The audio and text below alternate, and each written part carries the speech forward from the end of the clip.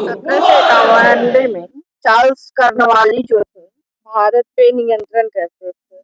उनका शासन और बल कैसा चला था? शासन प्रणाली कैसा चला था? 1791 ईस्वी में चार्ल्स कार्नवालिस ने भारत में एक नियमित पुलिस बल प्रणाली की शुरुआत की था। देखा जाए इसमें 1791 में चार्ल्स कार्नवालिस ने बंगाल के गवर्नर जनरल के रूप में कार्य किया। अच्छा। और तीसरे एंग्लो मैसूर युद्ध के दौरान भारत में ब्रिटिश सेना का नेतृत्व किया। जो तीसरा एंग्लो मैसूर युद्ध हुआ था 1790 से लेकर 92 तक में, उसमें चार्ल्स कर्नवालिस जो थे वहाँ नेतृत्व भी किया, यानी कि देख रेख किया था कि किस प्रकार का युद्ध रहा है, और अपना टुकड़ी को कमांड किया था। बेंगलोर पर कब्जा करने और टीपू सुल्तान से युद्ध करने के लिए दक्कन पठार को कूच लिया। भारत में सैन्य अभियान पहला था इसका। बेंगलोर की घेराबंदी मार्च 1791 में बेंगलोर के महत्वपूर्ण किले पर कब्जा कर लिया गया।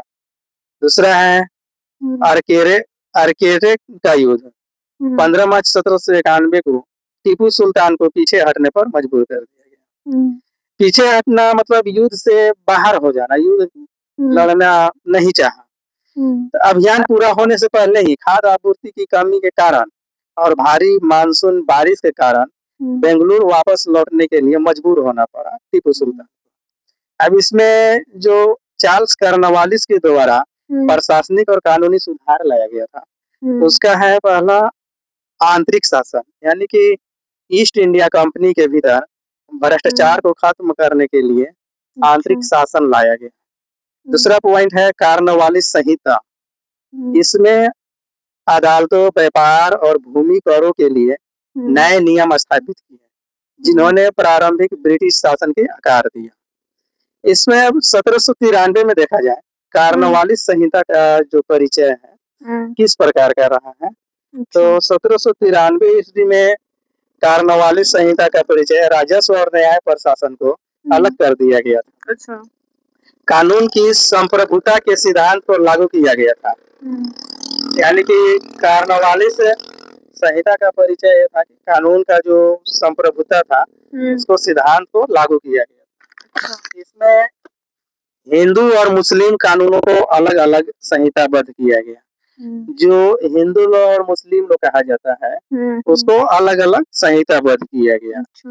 अब देखा जाए तो इसमें यूरोपीय नागरिक का भी अधिकार क्षेत्र के अंतर्गत लाया गया। जो अधिकार क्षेत्र था उसमें यूरोपीय नागरिक को भी लाया गया, इस क्षेत्र के अंतर्गत यूरोपीय नागरिक भी आया गया।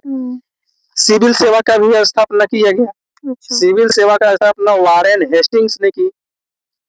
और चार्ल्स कर्नवालिस में इसमें सुधार और आधुनिकीकरण और युक्ति संगत लाई, यानी कि जो अभी सिविल सर्विस का जो हम लोग वर्तमान में भी परीक्षा होती है प्रतियोगिता लेकर के, तो उसको आपका चार्ल्स कर्नवालिस के द्वारा उसमें कुछ सुधार किया गया। और इसका स्थापना वारेन हेस्टिंग के द्वारा किया गया था सन 1793 ईस्वी में। तो लोग 1793 ईस्वी तक चार्ल्स कर्नवालिस के द्वारा किस प्रकार का नियम लाया गया और प्रशासनिक सुधार कैसा किया गया उसके बारे में विशेष रूप से चर्चा किए। और अगली हम लोग लेकर के आएंगे 1799 जो चौथा एंग्लो मैसूर युद्ध है। तो वीडियो को कैसा लगा देख करके कमेंट करें और लाइक शेयर करें और अपने दोस्तों के पास भेजें। और जो पिछले पार्ट है उसको देखें, तब जाकर के आगे के पार्ट आपको सीरीज बाय सीरीज समझ में आएगा। तो एक वीडियो समझने से नहीं समझ